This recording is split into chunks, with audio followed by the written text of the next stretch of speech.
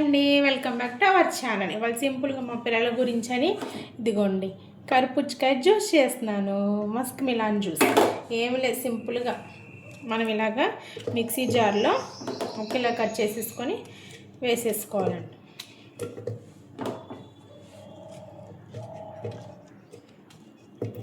ఇలా మిక్సీ జార్లో వేసుకోవాలి.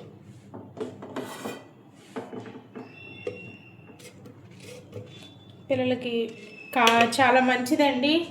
ఇలాగా ఫ్రూట్స్ తోటి జ్యూస్ చేసిస్తే ఇదిగోండి ఇలా వేసేసుకొని ఒక ఐస్ క్యూబ్స్ అండి, అది మనకి